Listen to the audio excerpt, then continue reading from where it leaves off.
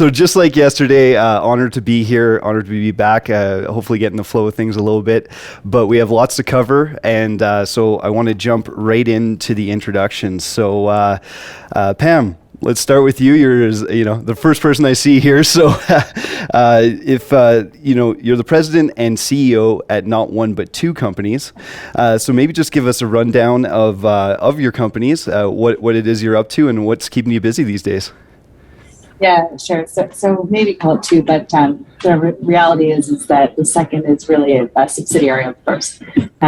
So the first is Pateno Payments. Pateno Payments is an online payment service provider. So we've developed certain technologies that if you have a website or a mobile application, we can integrate Canadian payment solutions into that website or mobile application. So not Visa and MasterCard, but every other way of paying, banking integrations, indirect e-transfers, prepaid cards, things like that. We also do identity services, anything related to the payment space. We have a suite of technologies to help facilitate that into your online platform. The other thing that Pateno does is it deals in cryptocurrency in that it owns Bitvo Inc., which is a cryptocurrency exchange, and facilitating cryptocurrency payments either through Pateno or Bitvo is also something we're actively developing in terms of the roadmap. Crypto payments is something that we see gaining speed globally. People are increasingly adopting cryptocurrencies and being able to pay by cryptocurrencies in addition to fiat, we see as being a real advantage going forward. Yeah, absolutely. And obviously both those areas are growing very fast as we're seeing. And so it's exciting to be able to speak with someone like yourself that can hopefully give us a bit more clarity on what's going on in that world. And I'll be frank, just from me personally, I'm an avid fan and participant in the crypto space, but I've made vows to important people that I will not turn this into a conversation about Web 3.0 and CryptoPunks, but no promises. We'll see how it goes. But thank you so much for being here and taking the time to join us today. Yeah, thank you. And up next, we have Margaret. Margaret, same to you. Can you just give our audience a little bit of a bio on yourself and just what you're up to these days at the Virtual Gurus? Absolutely. Hey, Matt. So I'm Margaret Glover-Campbell. I'm the Chief Operating Officer of Virtual Gurus. We are a talent as a service platform. So essentially, we connect fractional administrative support with businesses from solopreneurs all the way up to enterprises, and really are on a mission to create employment opportunities through our platform for people who are traditionally underrepresented. So whether that's single and stay-at-home moms, people from the LGBT community, people from Indigenous descent or who are BIPOC. So we're really trying to move the needle on providing true, meaningful work and employment opportunities for our community. Amazing. And, I don't think it's any secret that we are massive fans here at Goodlawyer of the Virtual Gurus and of everything you're doing. And one of the things that, has just struck me from top to bottom, from talking to Bobby, your CEO, and anyone else that I've had the opportunity and privilege to speak with in your organization, is it just seems like there is everyone's possessed with this spirit of empathy in your company that really shines through. And I think it's just such an important note to see companies that are not only building and thriving, but doing so while maintaining their humanity and that, like I said, that empathy to the community at large. So I think you're a perfect participant, and thank you so much for being here. Awesome, thank you. So third guest is Adam, and I'm going to be less kind to this guest, and the reason is that yes, he is my cousin, and that is absolutely how he finagled his way onto this panel. So no, and I'm teasing you, Adam. Obviously, Adam heads up the legal department at Neo Financial, where the slogan is rewarding the community that makes you rich. So again, I think it's a very natural position to have you on this panel, and thanks for being here. So if you could just give us again bio and just a brief introduction as to what your day-to-day looks like. Thanks, Matt. I appreciate it. I won't talk about all the things I had to go through to convince you to let me here. Come on, but in any case, I run legal and compliance for Neo Financial. It's a company that's experienced rapid growth, reimagining spending, savings, rewards, and a bunch of new products that we're hoping to launch as soon as we can. We're trying to leverage technology to simplify finances, create rewarding experiences, and build community for all of Canadians. So there's a lot of overlap with this panel today. And I'm really excited to talk about what we can do and how we do it and the way that we're trying to solve problems and improve the lives of all Canadians. Amazing. Yeah, perfect summary. And for those of you who may not know, Neil is actually the follow-up project from a couple of the Skip the Dishes founders, and frankly, one of the top startups in Canada at the moment and expanding rapidly. But what really gives me faith, that Neil is going to survive and thrive and be a very successful company is that they have their priorities straight. First, we solve the problem of getting you a double Big Mac at 2:30 in the morning whenever you want. Next, we move on to affordable and transparent banking. So in the hierarchy of needs there, I think you guys are just nailing it, and obviously look forward to seeing you grow too. Like I said, thank you all very much for being here. So we'll jump right into the questions here and get this conversation started. So Pamela, I'd like to start with you and just get your thoughts on the state of the startup community in Canada specifically. Traditionally, Canada hasn't exactly been known as maybe the hotbed for startups, and obviously whether that's raising capital to finding mentorship to be able to build your company. Just curious to see your thoughts on how that's developing. Again, especially you've are growing two companies, even though they're owned by the same entity. But just want to get your thoughts on that. Yeah, no, absolutely. So I would say that overall it's getting better in Canada for startup communities, but I think it's still really kind of early days. But I think the theme of this discussion, community and why it matters, is the perfect theme in which to talk about where we're at today and the potential that we have here in Canada. Community, I think, is really the driver behind fostering startups. Community feeds into resources, it feeds into support for startups, but it also, I think, feeds into an overall culture that might spur a potential founder to be more inclined to go on a whim and start something new versus staying at the corporate job that they've always enjoyed that's a little bit safer of a path. And while Canada hasn't historically been a hotbed for startups, I do think that is changing. So previously, I call it in the last tech boom, the closest startup hubs to Canada would have been across the US border. So that's not that long ago. You'd have to go to San Fran or New York, and we didn't really have anything homegrown. Whereas now I'd say we have 3 to 4 hubs within Canada. So Toronto and Vancouver, absolutely. But Calgary has seen a huge uptick in the startup community. I think there's a growing community in Montreal as well. They're not as familiar with it. I think community within these cities is really kind of what is driving the development here. So take Calgary, for example, because I am here, so I know it best. Calgary used to be almost 100% natural resources or oil and gas driven in terms of economic development. But then came the likes of now tech unicorns and Benevity and Solium. So you start to get a few successes, and that breeds a community.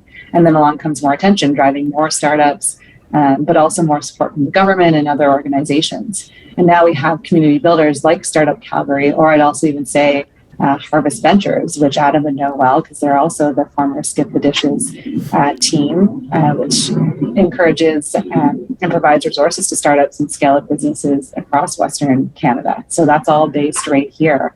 And all of this would have significantly grown in terms of community over the past, not even really 10, but I'd say almost 5 years. Mm-hmm. So it can develop quite quickly when you start to get some of that behind it. Yeah, I think that's a great point, that this is especially, and again, we're Canada-wide here and certainly want to keep the discussion broad, but it's a great point that in Calgary in particular, in the last 5 years, like 5 years ago, I did not see any of this. And just with the experiences that we've had with Goodlawyer and obviously going through it myself, just seeing all these new programs and people and communities emerging to help entrepreneurs has just been, exciting to watch. But I do just want to, before we pass it on to the other panelists, just get your thoughts, because you said something something interesting there about, the pandemic and people starting to maybe get a bit more courageous about leaving their traditional corporate jobs. Have you been seeing that quite a bit in your own circles? And, because I think that this too is helping this groundswell where more and more people are saying, hey, hold on a second, maybe I don't want to be locked in this job that may or may not be working for me for the next 10 years. Maybe I do have this project that I've had on the side, and this pandemic has given me an opportunity to go try my hand at entrepreneurship. Yeah, I would say, I don't know if I'd say quite a bit, but I'd say a little bit for sure. Like my circles, I spent, before I did this, the past 3-4 years, I spent 15 years in investment banking. So my circles remain quite corporate, but you start to see a little bit of it, I'd say. Absolutely. Like I have now 1 or 2 prior investment banker friends that have started to go out on their own and join me in this kind of more startup world, startup community. Excellent. Margaret, I'd love to turn it over to you and just get your thoughts on the same question. Just how are you seeing, the landscape shift in Canada when it comes to the startup community? Absolutely. So I've actually been in startups for about 20 years now, and the change from 20 years ago to now is massive.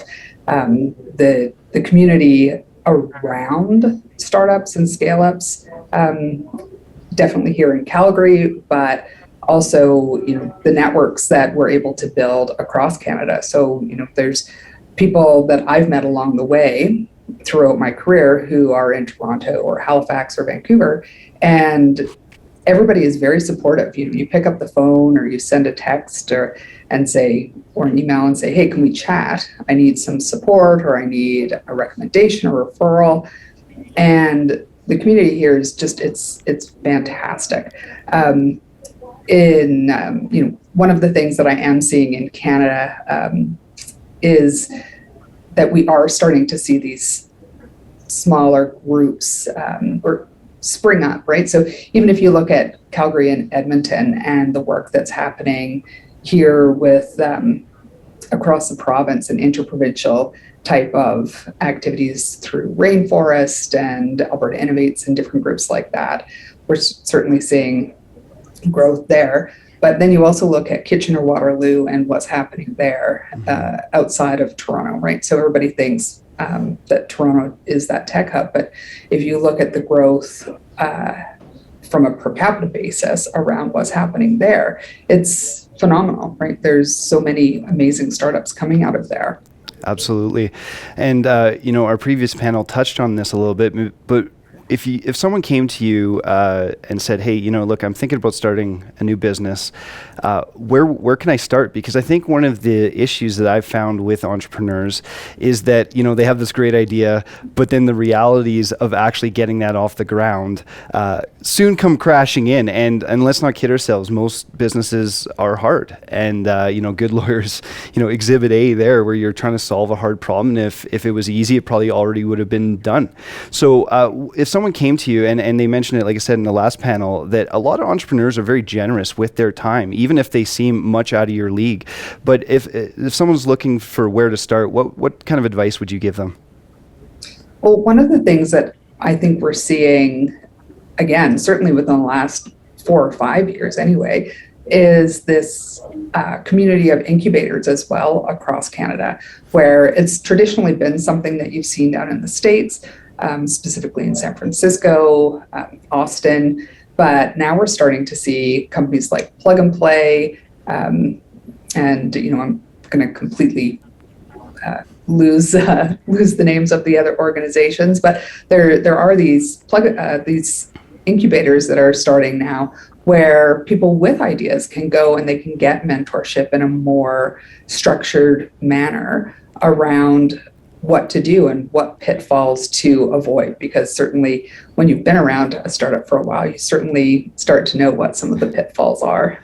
Absolutely, and that's such a great point. Is just even if it doesn't give you the roadmap to success, because I don't think one exists, you can certainly learn of what not to do, and I think that is, frankly, half the battle all the time. So thank you for that answer, Adam. I'll flip it to you to finish out this first question here. Obviously, you're coming at it from a little bit of a different angle, as the street cred has already been developed at Neo Financial, and obviously seeing it from a bit more of a financed angle than maybe your typical entrepreneur. That being said, you're very plugged into the startup community.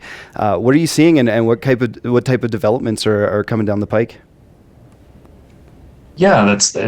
I think it's a very exciting time, and I echo Pamela and Margaret's sentiments. I wasn't around in the startup 20 years ago, but even in the relatively short time I've been here and involved in the startup community, there are more and more inventive, innovative, successful startups popping up all the time. And I think my hope is that continues, and that we're developing an ecosystem. And I think I'm using ecosystem as a synonym for community there, where you've worked at one place or another place, or you have an idea and you go to an accelerator or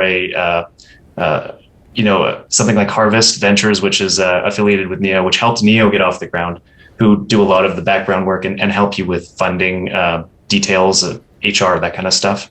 So I'm hopeful that ecosystem keeps growing and growing and allows us to continue to develop our startup community. It's certainly, for me, it wasn't a great idea light bulb moment. It was more, I found an amazing company that listed a role that I wanted. And I would support that approach for anyone who isn't necessarily a founder, but check out Neo's page. We are hiring like crazy all the time, and I'm sure we're not the only ones. There's a lot of growth in the startup community, and you can get a lot of community both in the company and in the broader community at large. You can get a lot of experience. You can meet a lot of great people, and I find it's super engaging in a way that my old corporate life wasn't. So if you're able to focus on it, and I think maybe that's part of the idea is opening up and asking people, send me an email, I'm happy to chat. There's a lot of ways that the community can help you find your place in the startup world. Again, from employee to founder, it's a really exciting time.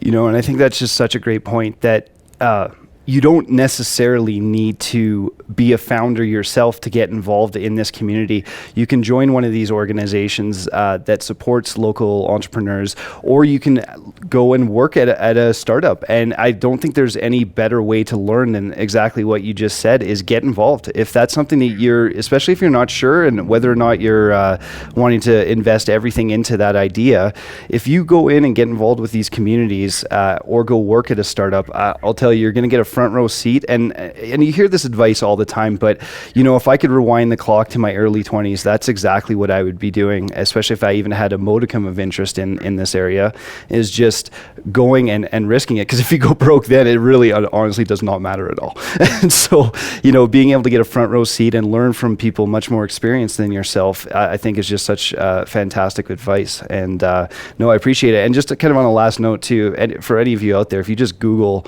startup and enter in your city name, you're going to probably see a ton of resources. So for anybody looking for those, please just go check that out. They're not as far away as they used to be.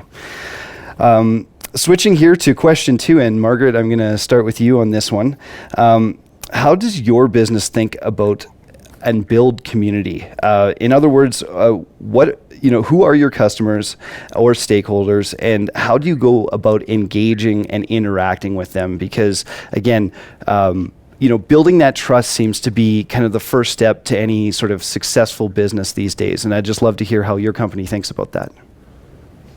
Yeah, thanks. It's a great question. So, very much like Goodlawyer, we are a two-sided platform. So the focus for us at Virtual Gurus is on what we call our North Star. We actually rebranded in the spring and changed our logo to include a star. And that really does represent the people that we support on a day-to-day basis through these employment and entrepreneurial opportunities.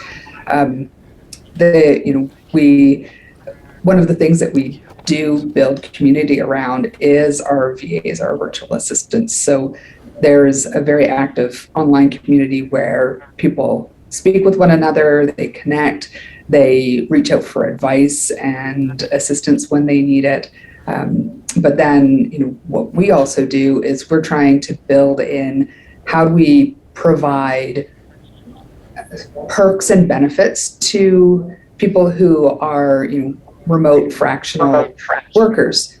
So one of the things that we do is provide health benefits, the opportunity to actually get health benefits as a contractor.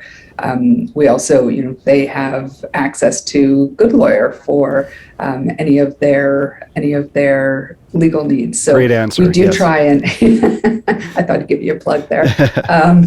We do try and provide those types of benefits to build that community around our talent side. And then that in turn builds into what we do for our clients, right? Is really try and provide them with the best support so that they have excellent administrative support for them. We also provide a lot of community with our internal team and our clients, and have a lot of kind of ongoing conversations and build that type of relationship up with them. Yeah, and I think you hit on a really important point there, and something that we've oftentimes compared ourselves to your organization here is that we're building a two-sided platform as well, and those are very different things. We're when we engage with lawyers, we're doing it with a much different lens than when we are with business owners and entrepreneurs, and having to meet each one at their level and obviously offering that support has been certainly challenging because it is not a one-size-fits-all solution.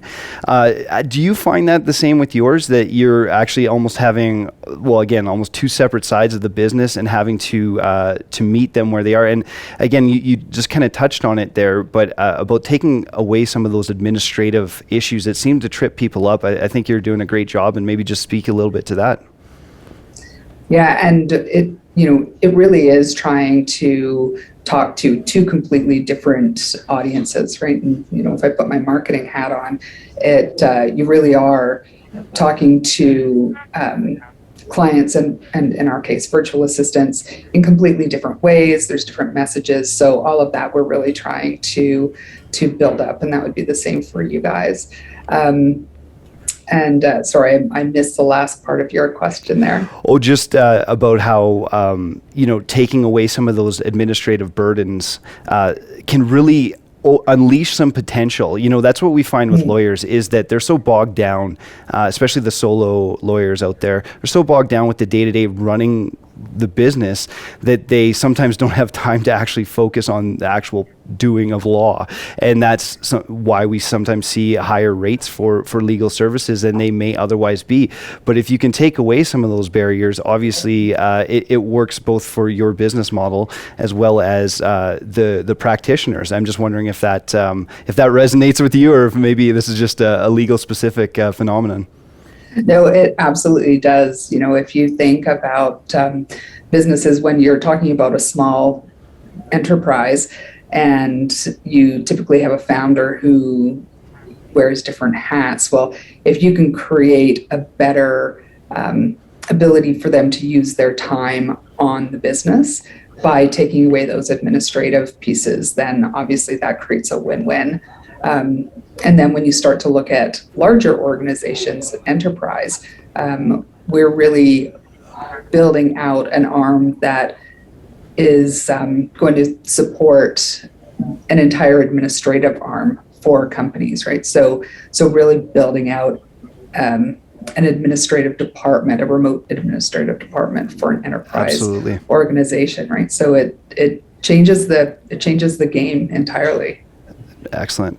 Pamela, I'd love to send it to you. And just obviously, I don't think you have a two-sided community in the same way that Goodlawyer and Virtual Gurus do, but how do you think about and engage with your community? Yeah, so we really have two communities. Pateno Payments, they the customers that we have are corporate clients, so customers that would have an online presence for their business. And then at Bitvo, it's a true direct-to-retail client. So it is kind of two very different methods of engaging them. And at Pateno, it's very personal. It used to be much easier. We could do conferences in person and meet new corporate clients. But in the absence of that, it's more grassroots. So we have a sales team kind of cold calling and forging relationships on that side. We rely a lot on referrals. And then on the Bitvo side, a lot of it is online. We're an online platform. So things like social media are huge for us in terms of gaining community support. Again, we used to have events. It would be great to get out and actually kind of meet some of the customers in person. We have a 24/7 support team that cryptocurrencies can be confusing. It can be a little bit scary for people. So they can call in and actually speak to a member of the Bitvo team live. I'd say those are kind of the fundamental pillars of how we interact with our customers and build those communities out. Yeah, amazing. And do you see a big difference between the crypto community and maybe your other financial company, in the sense that it seems to me that the crypto community is a very engaged one just naturally? Do you see that? Do you have to give them many resources, or is that just something that's occurring that you're sort of meeting them halfway, or however you want to put that? The crypto community, I'd say, is fragmented too. So like the OG crypto community, or people who have been in crypto for a long time, that community is, like you said, it's very strong. It's very vocal. Particularly in Canada, it's kind of a tight-knit group of people who really got into it quite early and then expanded from there. But then I'd also include in the crypto community people potentially like lawyers, for example, who maybe wouldn't have had an interest in cryptocurrencies, but as they become more mainstream, are starting to think about adding a small portion of their investments into a cryptocurrency or a basket of cryptocurrencies. Right. So you really have two kind of camps there. Ones that have been Bitcoin shouting from the rooftop since 2010, and then ones that are sort of just starting to dabble in it and just starting to actually think about it for the first time. Right. Yeah, absolutely. That's an ever-changing community, to be sure, and one that we're seeing more and more participants come into.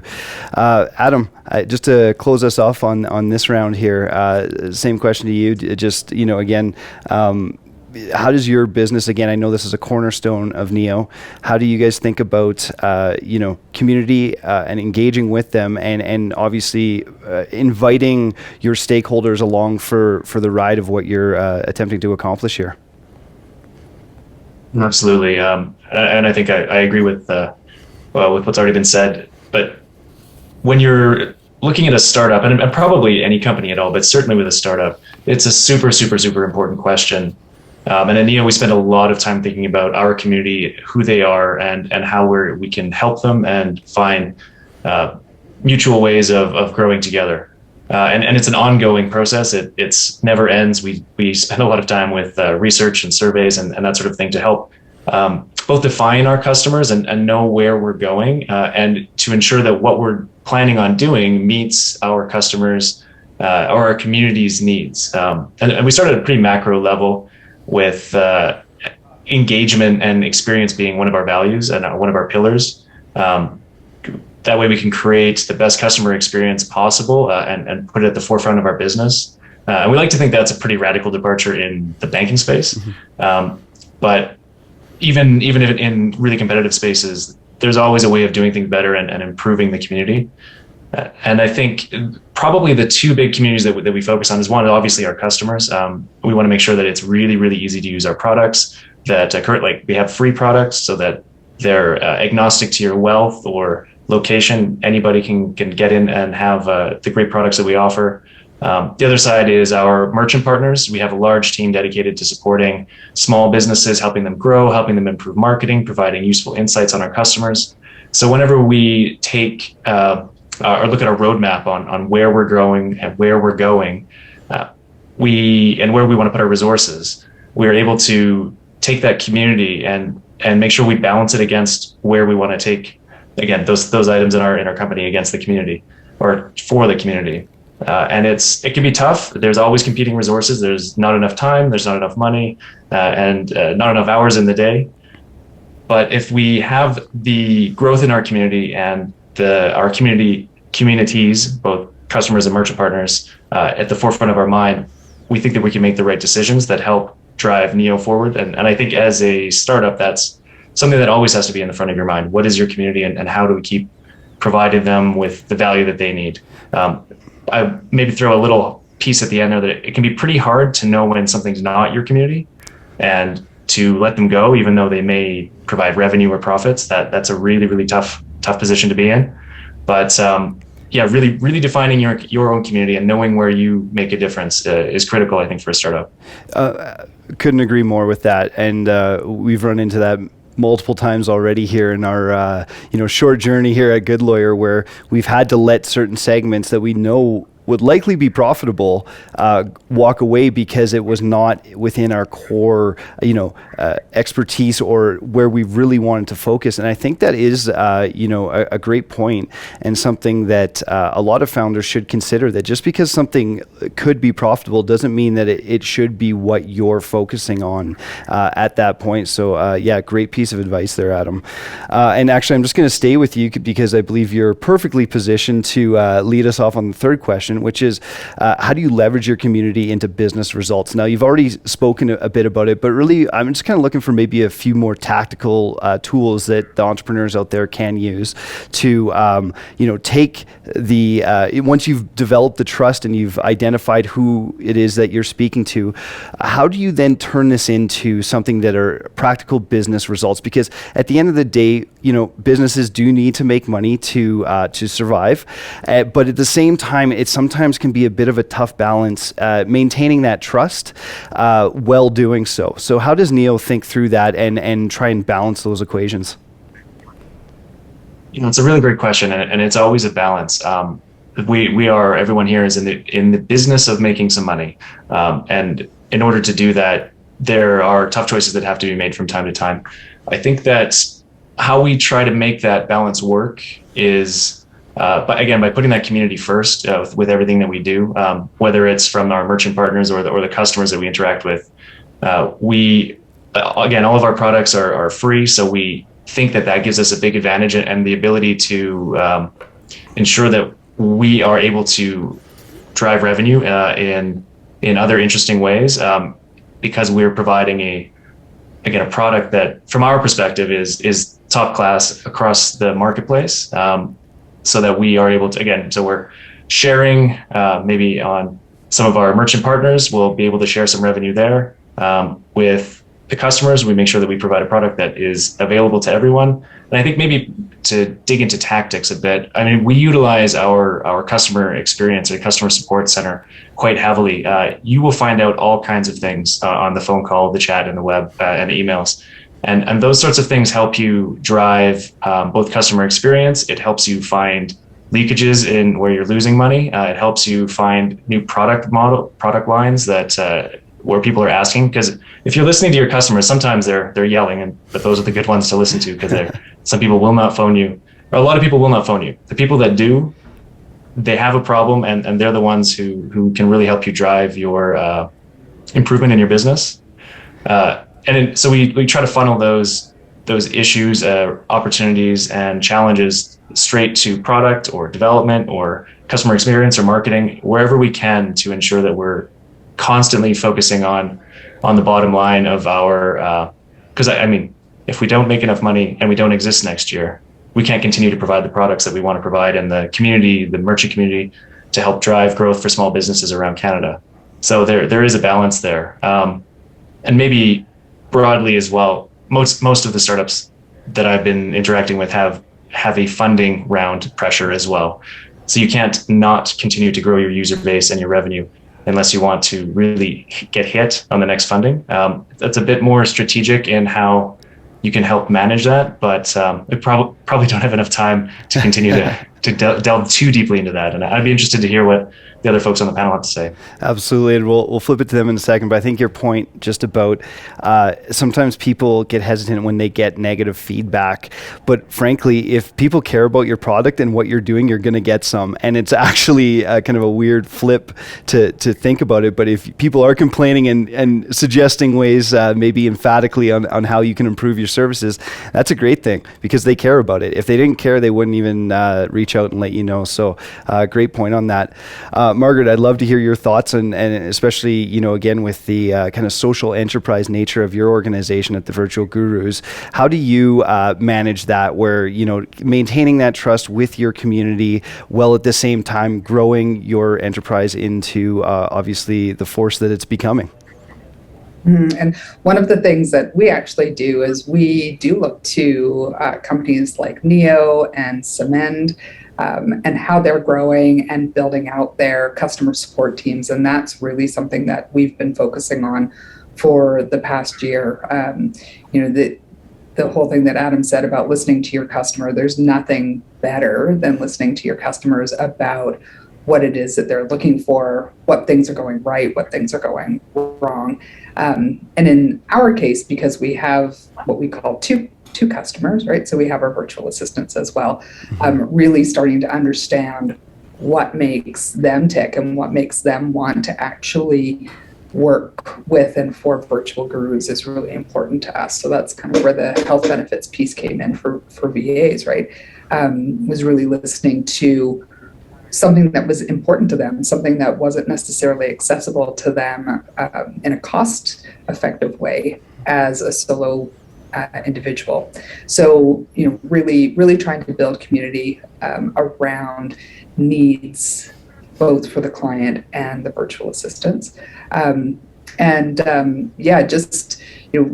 As we grow, we're in our Series A right now, and as we kind of grow and build all of that out, really starting to understand where our talent team, where our client success team, and everybody else that supports the delivery and operations of the company can really support both of those markets. And then the other thing is just we haven't really talked about internal community at all. That's probably an entirely different discussion. Oh, please. But, it's really important for us to also be able to create that community among the team that works in the office, and really build those bonds up so that listening to the people here at work and what it is that they're needing and what they're seeing. They are frontline, they're facing out and talking to our customers, virtual assistants every day. And so they have as much to tell us as anybody else does as well. Absolutely. And I love that answer just about bringing it back to that internal community, because that is the rock that, on which everything else is built on. So just, and there is so much to be said, especially by those frontline staff that sometimes get overlooked, maybe in the more strategic decisions. But listening to them, because they're the ones who are talking all day, every day to the stakeholders, and just being able to incorporate those learnings, I think is obviously something that we strive to do at Goodlawyer all the time, and something obviously we hope to improve on as we grow. But great answer. And Pam, I'll throw it to you just to close us off here on this question, and just again, how do you take that trust and that that goodwill that you've built with your community, and then turn that into business results? Yeah, no, I won't belabor it too much, because I think that Adam and Margaret covered it very well in their answers. But I think particularly in the businesses that Adam and I work in, where they're more financial type businesses, that trust is so fundamentally important.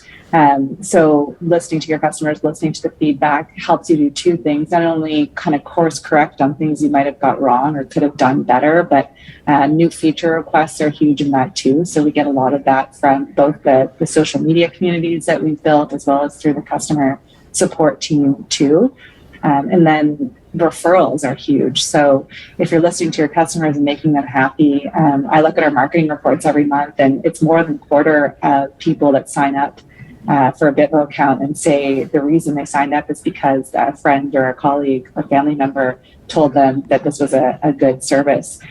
So I think fostering those communities, building those communities, interacting with the communities to iterate and improve your product is fundamentally important to help grow the business. And on the corporate side, it's the same thing, right?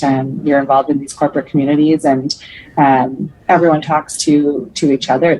We're social beings by nature, but also networking is fundamentally important. The further I've gotten into my career, it sounds so cliche. People say network, network, network, but the further you get, the more you realize that it's important in every single area. So with your customers, they refer to you to other customers, but also just service providers too. Every aspect of your business can benefit from that complete feedback loop from all the people, and the more people you can talk to, the better.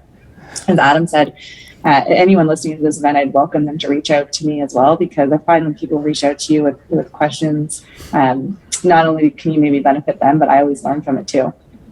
Amazing. Yeah, that's and thank you for that offer. I'm sure there'll be a few that take you up on that.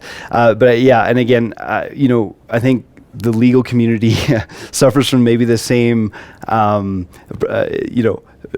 I guess, prejudgments that maybe some do in the financial space as well. As we're lawyers, we're on strike 2.5, and I'm a lawyer by trade. And I can't tell you how many rooms I've walked into where people, they're on high alert at, a lawyer's here. And so being able to, when you do be able to tear down a few of those walls and establish trust, I think that is just so important to continue to maintain, as you were mentioning, and being able to grow on that, and just, keeping with it in the sense that you are going to do your utmost to make sure you're taking in all this feedback and not violating that social contract that, you have to work hard to create. So yeah, thank you very much for that answer. And I would just have a few minutes left here. So I'd love just to turn it over. And then Pamela, maybe just with you again to start off here, any final advice that you have in any sort of avenue you want to take this to entrepreneurs who are thinking about starting their own venture? Just, maybe words of encouragement, words of sage advice from your travels. And I'd love to just get that from all of you.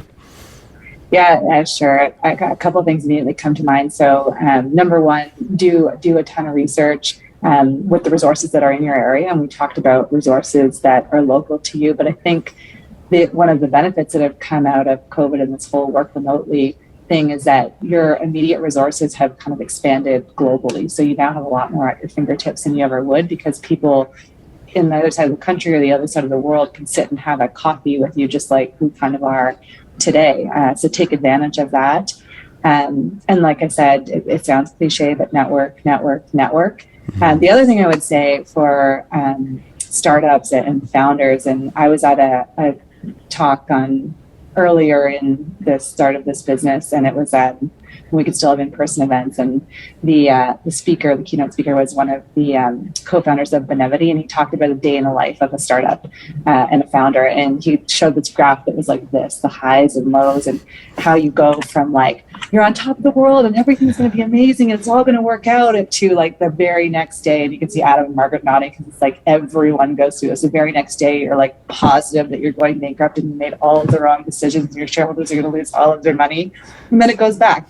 And for me, when I was at this event, it was like a particular dark day in the early days of the company, and I really benefited from that advice. So anyone who asks for startup advice, I give them that advice.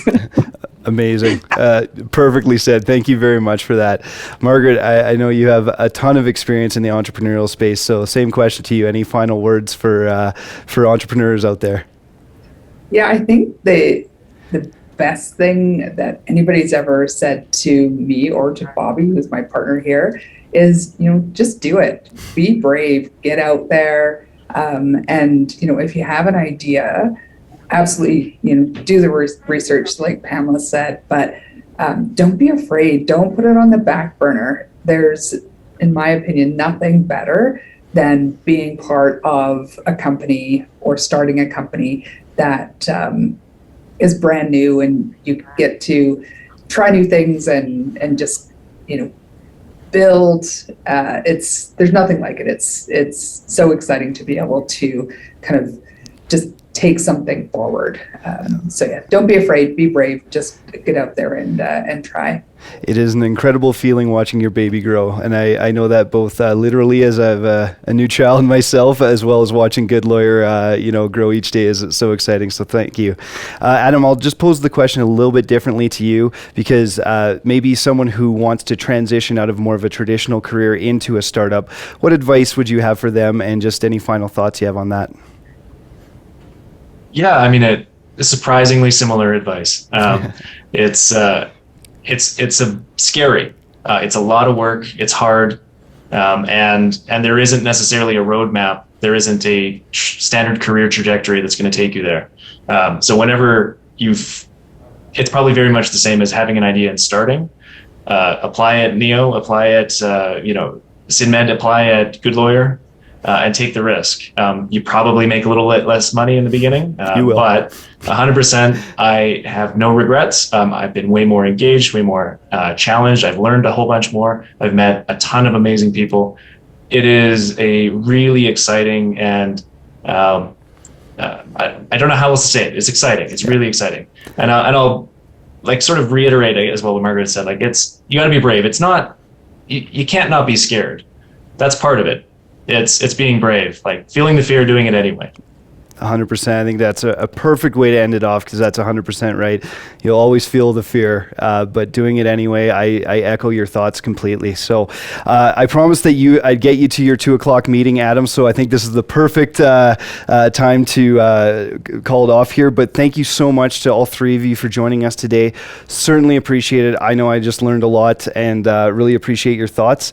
Brett Colvin is going to be back on here in a couple minutes to tee us up for our next discussion. So stay tuned. Thank you so much. Thank you. Thank you. Thank you.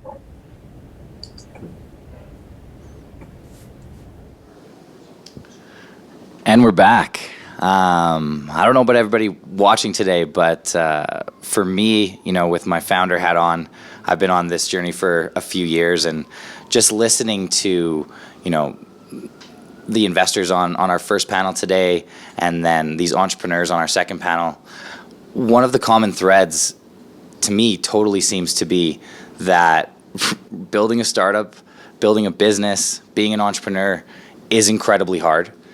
And you need to find people to go on that journey with, people that are going to have your back, provide you with the advice you need, because you don't know what you don't know.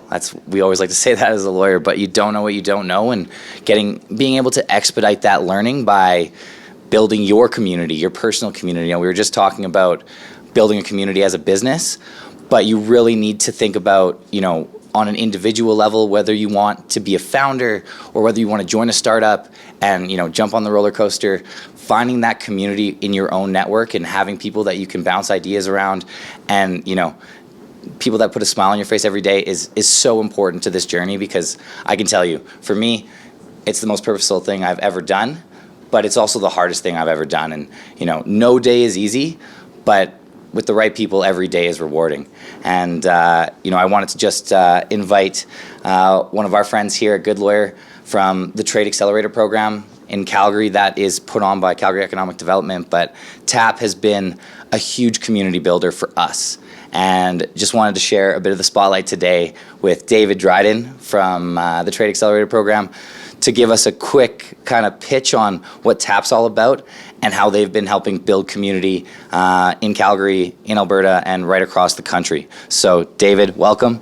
Tell us a little about yourself and what TAP's all about. Yeah, thank you very much. Well spoken, by the way.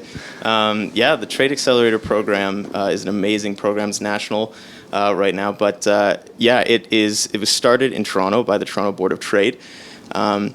And it is designed to accelerate the development of your business plan in relation to going global, so exporting and expanding. At least that's how we put it on the website. But our goal is for participants of the program to come out of it with a fully fledged, comprehensive, and reliable plan to go into market internationally. And so we cover topics from legal, tax, finance, regulatory frameworks, marketing, all of the above, essentially, to help companies get into market. And we do that by inviting and connecting companies with experts in those related fields. So we have partners with Export Development Canada, with Business Development Canada, with the Trade Commissioner Service, with Market Now, Georgia. Goodlawyer soon, hopefully. Goodlawyer soon, yeah, we'll talk after about that. So tons of exports, but the point is that we bring them all into one place for these companies. So you get all those connections in one area, so you don't have to go out by yourself, figure those things out on your own. You get that all in one area, and you make those connections, and then they help you in both group sessions and in one-on-one mentoring sessions to develop an export plan that'll get you into a market that is suitable for your business. So that's really what we do, and we have, I think, about 200 alumni now, over 200 alumni, and we're growing, and it's an amazing network of companies in Calgary, and you're a part of that, Goodlawyer's a part of that, and we've got tons of other ones. So yeah. Absolutely, and I mean, the nuts and bolts of TAP being building out that export plan, figuring out how to get into other markets, because there's a lot of nuances that, are hard to, again, you don't know what you don't know when you're going into a new market, talking to people, building that network with folks like TAP to better understand and expedite that learning when you're going somewhere new is so valuable. But honestly, for us at Goodlawyer, I'd say the most value that we've gotten out of TAP has been that community aspect. Certainly. Those 200 alumni that you mentioned, those are just Calgary alumni. And for us, when we were jumpstarting Goodlawyer, tapping into the TAP network was a critical way for us to get our name out there fast and to connect with a lot of like-minded entrepreneurs, who do have global ambitions and want to change the world. So for us, getting to team up with TAP, you guys have been a huge proponent. We appreciate you sponsoring today. And Shona, if you're watching, we wish you were here. But David, it's been an absolute treat to work with you over the last 6-9 months. And really excited to see where you and the rest of the TAP gang can take it, because 200 alumni in Calgary, I know there's probably a couple thousand across the country, and much like Goodlawyer, you guys are just getting started. Yeah, exactly. Yeah, no, it never stops. And our next cohort is coming up November 22nd. So anyone interested in signing up for that, we're looking for more companies. So. And if I was an entrepreneur that was interested in signing up for that, how would I do it? tapyyc.ca. tapyyc.ca, folks. So if you're a Calgary entrepreneur with global ambitions, no brainer, check it out. And again, for all the folks that aren't in Calgary, there are TAP organizations, so one big TAP organization across the country, but with different hubs. So if you're in a major center, absolutely, there's a TAP program for you. And, based on our experience, I couldn't recommend it more highly. So again, thank you, David. And any final words before we move on to the next one? Good luck with the rest of the day, and we're excited to have you guys in TAP. Come join us and grow globally. Right on, man. Great having you.